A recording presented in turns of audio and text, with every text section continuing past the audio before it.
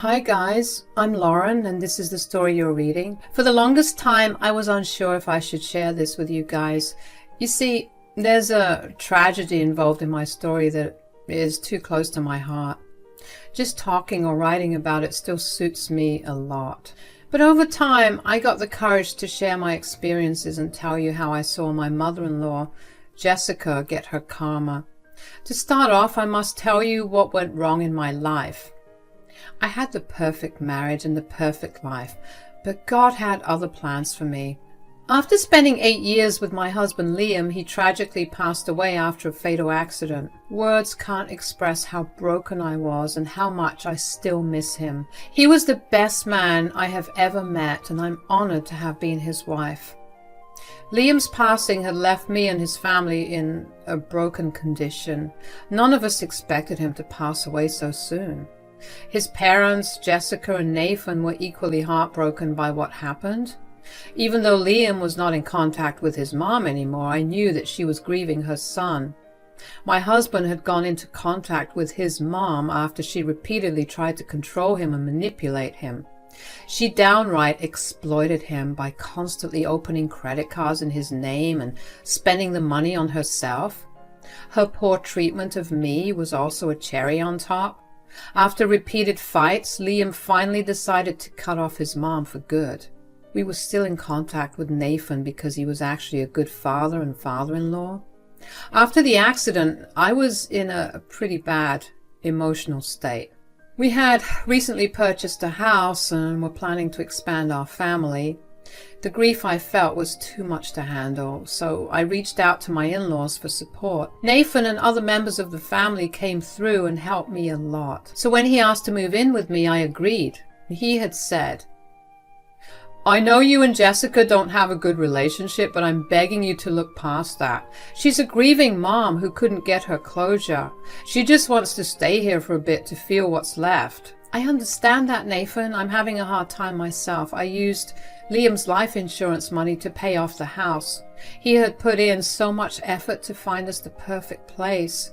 I didn't have the heart to leave this place. I think you guys will find some people staying here for a while. I'm so glad you understand, Lauren. Liam was lucky to have you in his life. I'll make sure Jessica behaves and doesn't give you trouble. Hopefully this will help us come together as a family. Nathan had high hopes for all of us, but all would be in vain. Soon after they moved in, we both realized that Jessica wanted much more than closure and peace. From the very first day she moved in, she demanded to stay in the master bedroom. She said, "Why the hell do I have to stay in the guest room? This is my son's house. Now that he's gone, this is my house. I should not be in the guest room." "No, Jessica, this house has been left to me. Liam and I stayed in the master bedroom for 2 years. I won't be letting it go because your crazy demands." "You will do what I say. I know you used my son's life insurance money to buy this house. This house is completely my son's and I am entitled to it. I'm also entitled to whatever money is left with you after this house purchase." "What the hell is wrong with you, Jessica? Leave Lauren alone. You are not entitled to anything. Our son willed everything to Lauren and not you. You will take what you were given and stop being so greedy." It was easier said than done for Jessica. She was adamant that everything I had now belonged to her. She kept ignoring the fact that her own son wanted nothing to do with her. To be honest, as the months passed, I was getting extremely frustrated with Jessica. She was a constant problem and kept bullying me about the house and money. Nathan intervened as he could, but he often had to leave for work trips, leaving me alone with Jessica. Things were getting really out of hand until there was a glimmer of hope. Nathan ended up inheriting a house from a deceased sister. He had planned to take Jessica to the new house and leave me in peace. But Jessica was determined to kick me out of my house and take all my money as well. She refused to talk about moving or redecorating the new house. She was hell-bent on taking what is mine. However, Nathan was also determined to make the move and asked me to redecorate the house since I am an interior designer. I worked with Nathan tirelessly to make their new house as comfortable as possible. Despite everything, I wanted Nathan and Jessica to have a good life. But Jessica was a tough nut to crack. She didn't change one bit. It became even clearer to me when I accidentally saw her taking a credit card from my purse. She didn't notice that I was watching, and I didn't tell her. It was only later that day when we talked. Jessica had gone out for hours and returned with huge bags of designer stuff. My eyes shot to the sky just thinking about how much everything would have cost. I calmly looked at her and said, "You've done quite a bit of shopping, Jessica. Looks like you've gone all out today." "Of course I have, Lauren. I've been eyeing these things for a while now, and finally I was able to purchase it. I must say it is one of the wisest decisions I made." "I see, but I wonder where you got so much money. Is Nathan treating you with gifts?" "No, I simply used your credit card to make the purchases. My son has left you too much money. It would be a waste of you. You don't deserve so much money anyway, plus it should have been mine since I am his mother. So I took matters into my own hands and decided to use your credit card." I laughed a little when Jessica said that. She seemed nonchalant and without any remorse. She didn't even feel bad buying useless things with her dead son's money. Yes, she was that vile and uncaring. What she didn't realize was the fact that she had taken a different card with her. The credit card she used didn't belong to me at all. It actually belonged to my father-in-law, Nathan. Wonder how she ended up in this situation? Well, Nathan had given me his card to purchase some stuff for their house. Like I said, I was actually in charge of their interior decoration, so he wanted me to make some purchases for their upholstery. When Jessica had gone to take my card, she had taken Nathan's card because I kept my card in my closet and not in my purse. Jessica had no idea what she had just done. I smiled and looked at her to say, "Jessica, I think you're under some kind of misconception. I don't really think you used my card to purchase anything." "What does that mean, Lauren? I have your credit card right here. You can actually take it back since I'm done with my purchases for now. I will need it back once I decide to make more purchases." "I don't think I'm comfortable taking back a card that doesn't belong to me, Jessica. I suggest you return it to the original owner." "What nonsense is this, Lauren? Just take your card back. I have hit the maximum spending limit on it anyway. I have no reason to keep it now." Jessica was still delusional about everything, so I quickly took out my purse and pulled out my real credit card that I had taken out of the closet that morning. I held up the card to show her as proof and said, "As you can see, this is my credit card, Jessica, and my bank statements will show you that there are no pending charges on it since it hasn't been used." "That is impossible. I took this credit card out of your damn purse. I know it's yours. If it wasn't yours, whose credit card is it? This is very suspicious." "Actually, I know whose credit card you took out of my purse, Jessica, but I will let you figure it out yourself. After all, you did try to steal my money and have no remorse for it. I don't feel like helping you out anymore." Jessica huffed and put the card back in her purse. She went to her room and with her brand new stuff. I kept smiling at her the entire time, but I did feel a little sad. Not for her, though. I was feeling sad for the owner of the card. Speaking of which, I got a call from Nathan, who sounded very agitated and downright pissed. He said, "Lauren, there's been multiple transactions on my credit card at different luxury stores. Did you make those purchases? I have a bill of $50,000 on my credit card. What's going on? Did you do this?" "No, Nathan, it wasn't me. I didn't use your card at all, let alone spend so much money. I was going to use it today to make some purchases, but unfortunately someone else took that card last night. I thought you knew about this." "I have no idea what you're talking about, Lauren. I didn't tell anyone to take my card from you. If someone really took the card from your purse, it was theft. Who is this person, Lauren? I really need to know. I simply can't afford to have $50,000 due on my card." Nathan spurned really desperate, since it did involve a lot of money. He wasn't a poor man, but he simply couldn't afford to lose so much money, especially with the recent house purchase. I again felt really bad for him, but knew that there was a way for him to get the money back. And it would involve Jessica getting some karma for her actions. So I gathered my voice and said, this may come as a shock to you, Nathan, but it was Jessica who took your card. I saw her look through my purse for your card last night. You know she doesn't talk to me as much, so I didn't ask. I thought you had asked her to take your card back. No, I did nothing of that sort. I didn't tell your damn mother-in-law to take my card. Oh God, this is just insane. This is downright unbelievable. Jessica knows that I don't have that kind of money lying around. I understand that, Nathan. She didn't mean to use your card. She thought that she'd taken my card. She came home with bags of luxury goods and told me that she used my card to pay for everything. I told her that it wasn't my card, but I didn't tell her that it was yours. I think you should call up the stores and ask for the billing name, just to be sure. Nathan thanked me for telling him everything and said that he would check what happened. I knew that it was going to take a while. I was giddy, knowing that Jessica had a few more moments to admire her treasures before the storm hit her hard. I could actually hear her cheerfully singing and whistling in her room. She even came downstairs to make herself some coffee and smirked at me in the kitchen as I was sipping my own. But her cheerful demeanor would soon change. She looked a little surprised to see Nathan call. She put him on the loudspeaker since she was making her coffee and cheerfully said hello. She was not prepared for the angry voice that greeted her on the other end. Nathan said, "What the hell have you been up to, Jessica? You sound very cheerful." "Well, I did some shopping today, so I'm in a good mood." "Why do you sound mad, Nathan? What's going on?" "I will ask this once, Jessica, and I expect a straight answer. Don't freaking mess around with me. Why did you just spend $50,000 on my card?"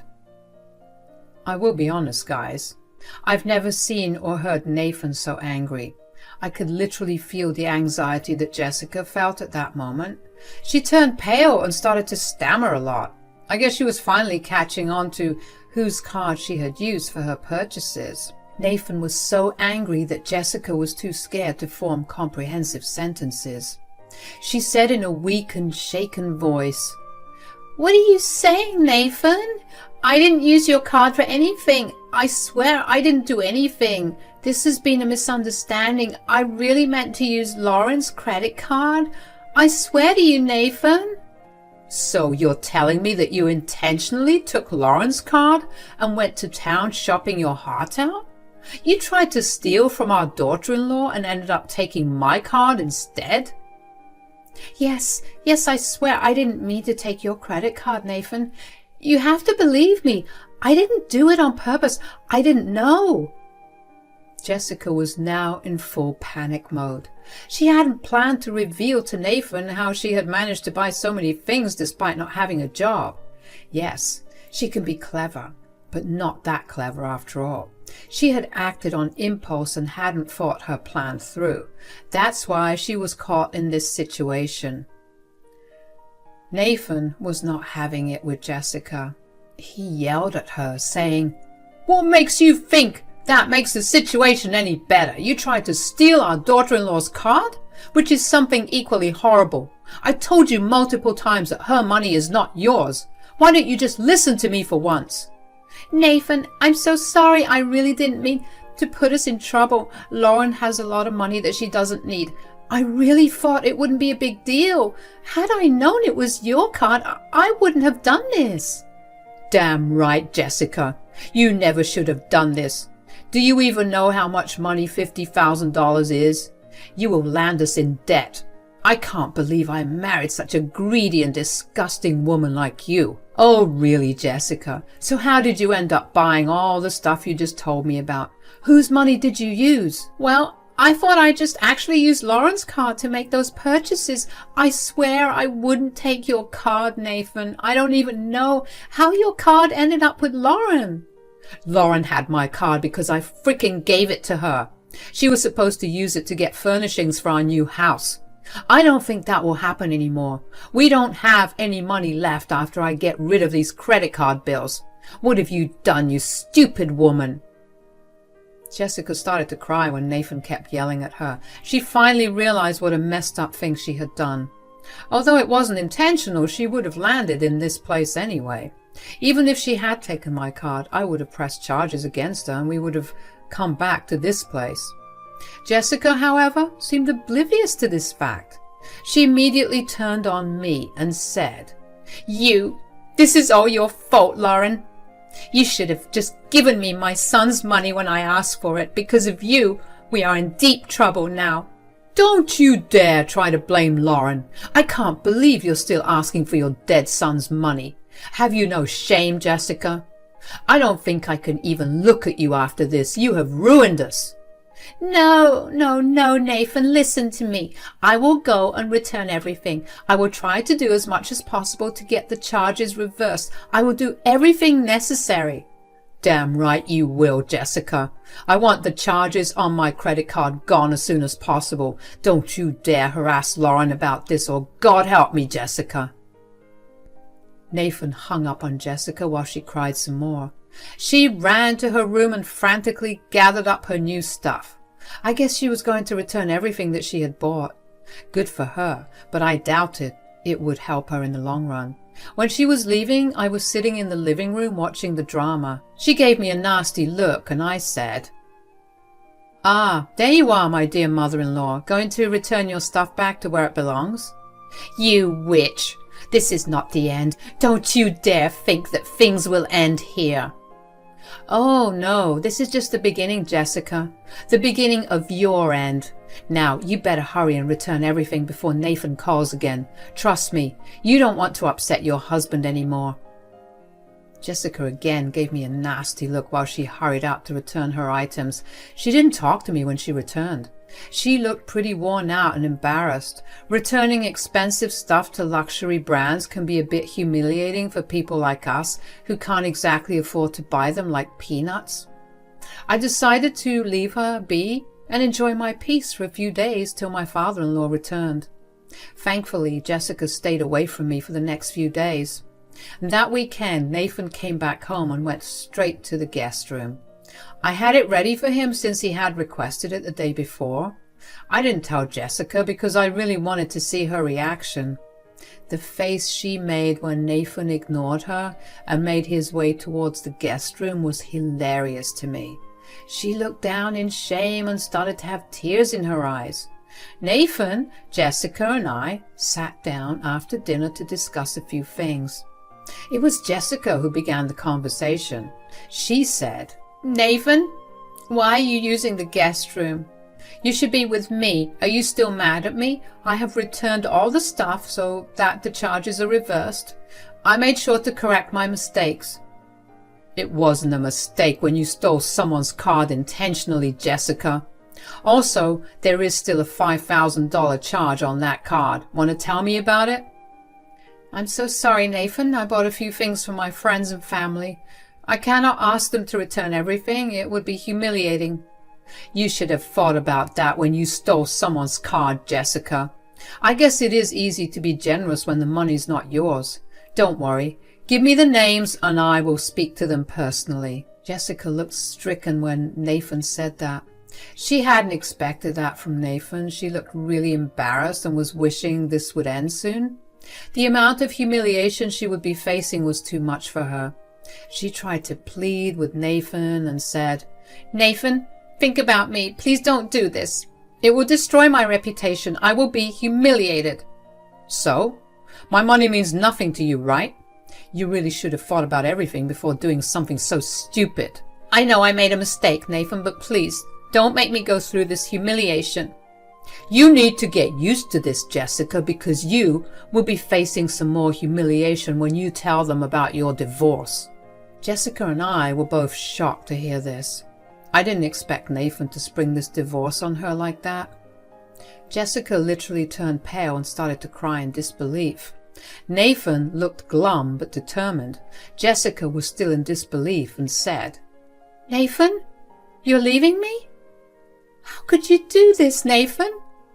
I have had enough of your horrible behavior over the years, Jessica. You just got worse after Liam passed away. Your behavior has become even too much for me to handle. I don't see any way to save this marriage anymore, Jessica. I'm done. No, Nathan, please listen to me. I know I have problems. I promise I will get help for it. Please don't leave me. I still haven't gotten over Liam's passing, and now you're leaving too. Don't pull my dead son into this, Jessica.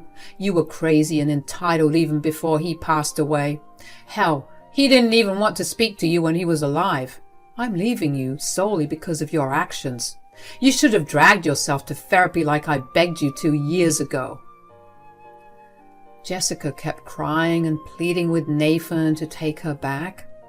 I sat there awkwardly, not knowing what to do. I was also thinking about a few decisions that I had made in the past week.